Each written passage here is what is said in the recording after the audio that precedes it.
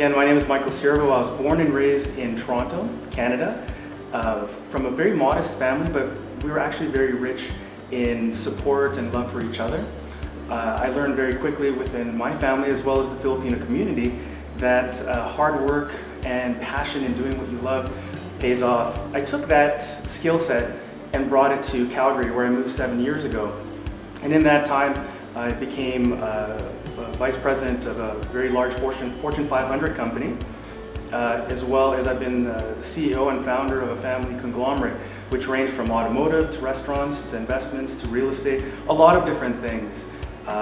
However, one thing that was passionate to me is just giving back to the community. I think if you do well in life, it's our obligation to give back. That's a great question.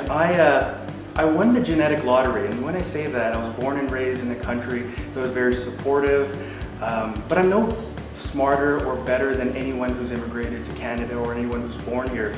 So again, I won the lottery. In some ways, I got lucky in that sense. However, we know that if you win the lottery, it's difficult to sustain that success, and what's happened, what's motivated me, is more so the upbringing that I learned from my parents, my mother especially, and the Filipino community.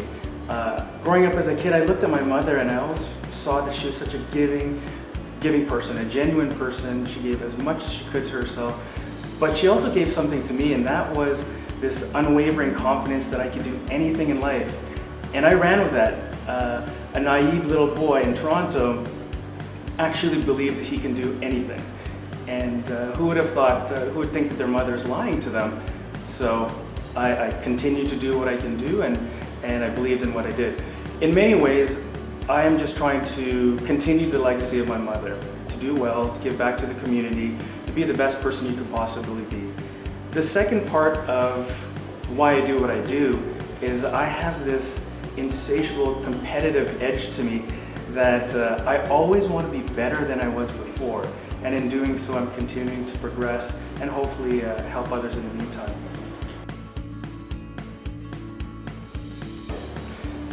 That's a very interesting question. So, do I believe that every Filipino is a champion? In some ways, yes, and in some ways, no.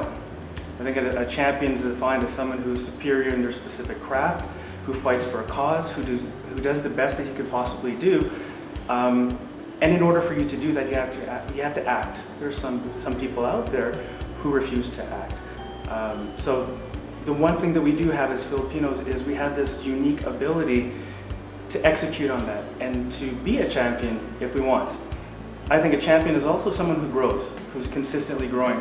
And I've always told friends, colleagues, and people I mentor that growth happens at the end of your comfort zone. So I'll tell you why I think most Filipinos, if not every Filipino, is a champion. What better way to show growth than succeeding in a country where you do not speak the language, when you're miles away from your family, when you don't know anybody, and you continue to be altruistic in a sense that Filipinos give back. The money they earn here tends to go back to their families. There's over 100 million Filipinos in the Philippines, not including us in here in Canada. There's 10 million foreign workers, 4 million in the US, just shy of 1 million in Canada. That's a lot of Filipinos out there giving back, and they're succeeding outside of their comfort zone. To me, to be able to do that, that's a definition of a champion. It's truly giving back.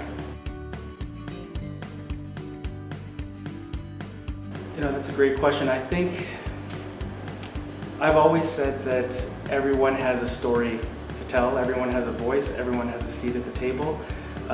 You and I and everyone in this room is fighting a battle we know nothing about. And with that, everyone's going through some type of struggle. But through that struggle, there's also something that can be shared, some lesson that can be shared. And if you said there's over 100,000 Filipinos in Alberta and 50,000 in Calgary alone, that's 50,000 stories to inspire others. What better way to share it than in a safe environment where people have this sense of commonalities, people have this sense of connection, and in a way that we don't judge each other. We rise by lifting others, and I think that's really important. I think the Filipino community in this community is doing an absolute fantastic job. And that's why I think we should continue to champion the Philippines champions. So I'll never profess to be a wise old sage that I will instill the wisest piece of knowledge. However, one thing I truly believe is that everyone has this innate ability to inspire, motivate, and help and support others. We have no control whether or not it's one person or 1 million people. The only thing that we could possibly control is our decision to want to inspire others. So my message to everyone here watching and listening is to do it, just to go out and do it. The smallest act of kindness, the smallest act of generosity, the smallest act of support is greater and grander than any of the biggest intentions. So going out and doing it is a very important thing. So I advise and I recommend that everyone find it in their heart, find the courage to look deep in themselves and see the beauty in others, and together we can rise as a community.